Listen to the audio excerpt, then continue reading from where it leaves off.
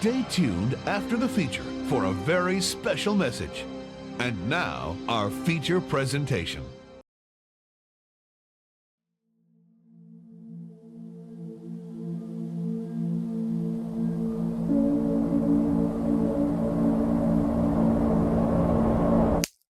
Hi, I'm Aiden, and I'm a videographer.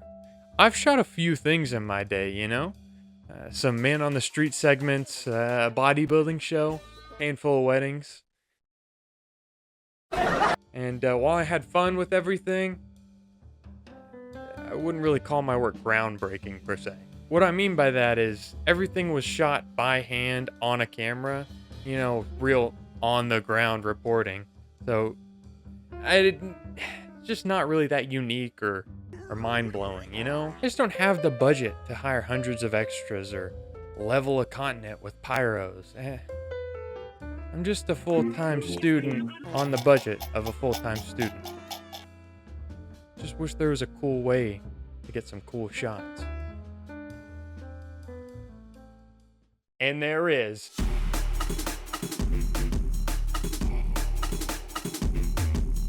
But first, a brief history on drones. The oldest surviving aerial photo ever taken was in 1860 from a hot air balloon. Then, in 1897, Alfred Nobel, founder of the Nobel Prize, successfully strapped a camera to a rocket. 9 years later, during World War I, Dr. Julius Nebroner strapped cameras to pigeons for recon. Next came the obvious step, airplanes and helicopters.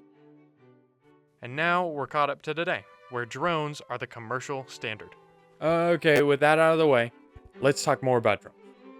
They're affordable, they're being mass-produced, and the test is almost brain-dead easy. So, they're the budget filmmaker's best friend. Furthermore, my wonderful university, Murray State University, has drone students to loan out. Meaning for a low price of $16,000, I got myself a drone. Oh. Guess it's not the same flex it used to be. Whoa, hold on. I still have ideas though. See, we can do like an ad or like a music video. I mean, we could even do like a chase scene, action, whatever. The sky's the limit. Ha! You get it. Anyways, let's go out there and get some sick drone shots. Now to the latest on the devastating flooding in the Ohio Valley. Rising rivers in Kentucky have forced people in several cities to evacuate. Okay, Severe admittedly, I wanted to get more things shot with a drone. But with our godforsaken weather and other benefactors, I didn't get that many things done. But that doesn't mean I'm dry on footage. I mean, I got a lot and some pretty cool shots if I do say so myself. I mean, just look at this. This is pretty... Okay, well, check this one out. This is like... All right, what about the... Well, can't say I didn't try.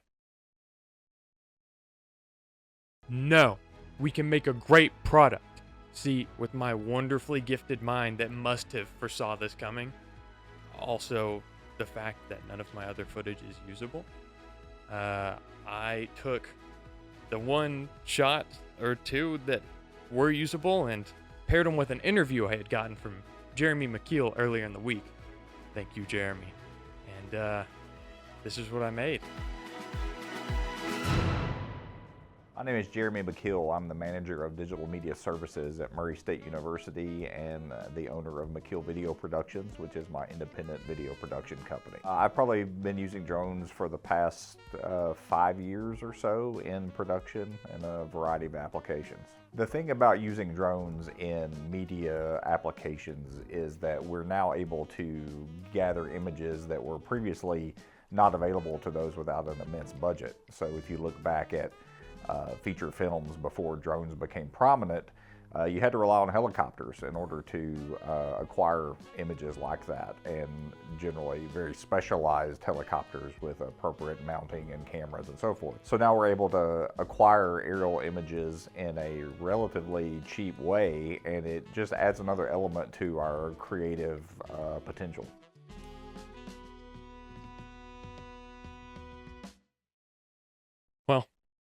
Could have been better. But hey, all things considered, I'm happy with it. I mean, hell, if everything went right the first time I started filming, everything you'd watch after this would pale in comparison to this beauty of a media. So, to all of you considering picking up a drone for your Soarin' cinematography, I say go for it. But make sure you get your Part 107 because it's illegal to fly without one.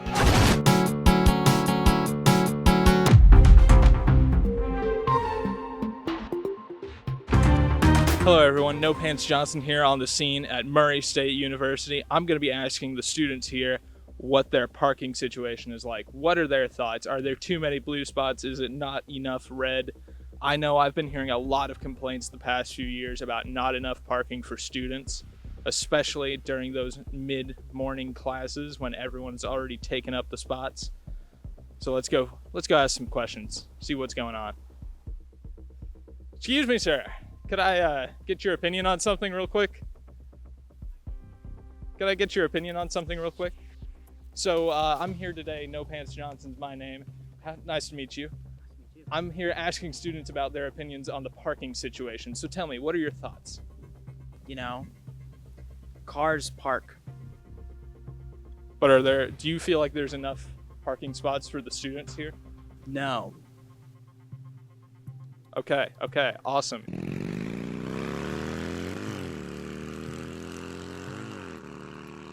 Hey man, would you be interested in answering a quick question? Would you be interested in answering just a quick question about parking? Sure. All right, cool.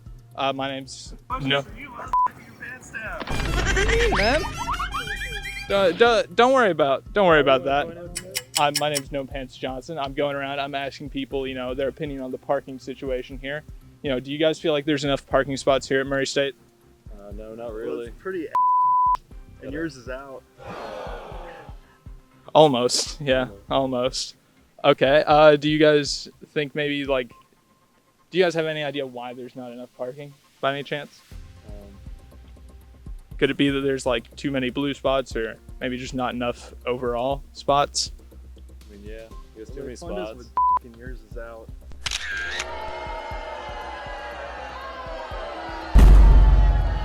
No Pants Johnson does not have any victims, just new friends. I just wanted to ask what you guys' opinion is on the parking situation here. Do you feel like there's enough spots to park for students? Sometimes I definitely have trouble finding spots. I'm a commuter, and most of the time the spots are pretty far away from my classes. So, yeah, it's not fun when I'm running late. I understand that completely. Do you guys have anything to add? Yeah, I wish it was a little bit closer to some of my classes and I didn't have to walk. Poor faculty, they just lost all their spaces, man. Yeah. What about you? Like that faculty lot being gone, yeah, that kind of screwed us over. I would really like more parking around this area where all my classes are. Yeah, I get that for sure. All right, and you said you had a question for me. Yeah. Well, I was just wanting to know, who do you think Jesus is? What do you think about Jesus?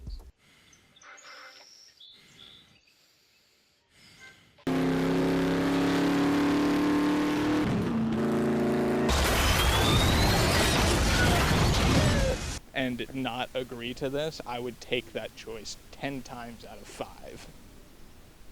Holy crap. JT, this is very male dominated. I think we need to ask a woman. Would you like to be interviewed real quick? It's just a single question. That's awesome. I really appreciate it. Let's go, guys. What's your opinion on the parking situation over here at Murray State? Do you feel like there's enough places to park?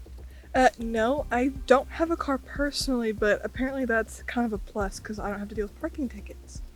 That's a pretty good trade-off right there. I can't lie. Yeah, and then my mom will be stuck in the 15 parking zone, and then we're concerned about parking tickets for her too. Yeah, it's rough to get hit with a ticket when you're trying to find a good spot and none of them are the right zone for you. Yeah. Well, I mean, that's really the only question I have for you. I really appreciate you taking the time to answer it. So have a nice night. You too. Thanks. I think that interview went really well, guys. Jesus said in the Gospel of John, "I am the way, the truth, and the life. No one comes to the Father except through me." What do you think that means? All right, so my name's No Pants Johnson. I'm asking people what they think of parking on campus. Do you guys feel like there's enough parking spots on campus? God, no. All right. Yeah. Do you feel like it's maybe a situation of like bad zoning, like bad, like blue versus red versus yellow, or just not enough spots at all? Yeah, I think it's both. Yeah. Because having to pick like one parking zone and wanting to go to Winslow, I can't park over there. I don't want to walk there when it's freezing cold. Yeah, that's fair. A lot of spaces over there are just all yellow. Yeah. And then, what do you think of the parking situation? Thank you. Thank you all for your time. Yeah, thanks. All right. That dog was really cute. This is for all campusing. They kind of sound like ass, though. I can't lie. Not looking forward to that performance. Yeah, this channel sucks. Hey, did you see where the water's rising or something, apparently? Yeah, they talked about the global warming on the Joe Rogan Experience podcast. Here is your host, Aiden Dick. Thank you, Mr. Miller. Welcome to Test Your Knowledge, the show where we select someone to test their knowledge. Howdy, folks. Welcome back to my porcelain palace of pondering. Well, it ain't exactly porcelain, but you get what I mean. Today, I wanted to talk to y'all about change. Now, change is a scary thing, but I've got a story to tell y'all all about it. Hello, welcome to the Biggie Burger, home of the Biggie Burger. What can we get fried for you today? I'll take the number 3, please. Alright, and would you like that large or fat ass? Excuse me?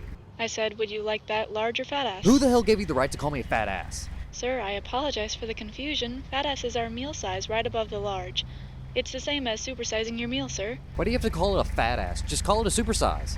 Sir, we aren't allowed to call anything supersized since the documentary came out. That documentary came out like 20 years ago, and the guy didn't even die from being fat. He died from alcoholism and hating his wife. If you have a problem, we can just set this as a large meal, sir. What even is the difference between a large and a fat ass meal? Our fat ass meal includes 2 large fries, a sextuple Decker burger, and a 2-liter of your choice. That's like terrible for people, man. What the hell? Well, we didn't call it the healthy size, sir.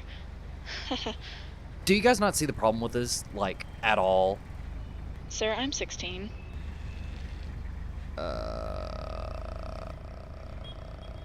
So how much is the fat ass meal? $8.99, sir. And any 2-liter I want? Yes, sir. I'll have one. Great, pull up to the next window.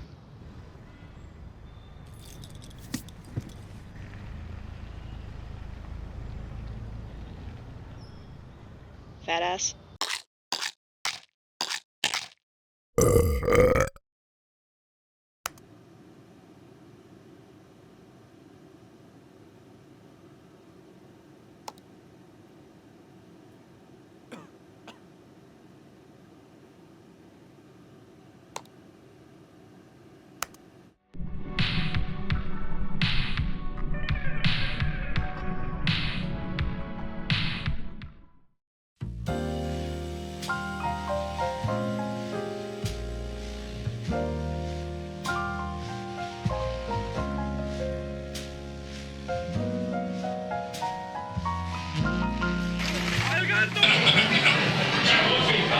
The doctor will see you now. Dude, you're gonna love looking back at these.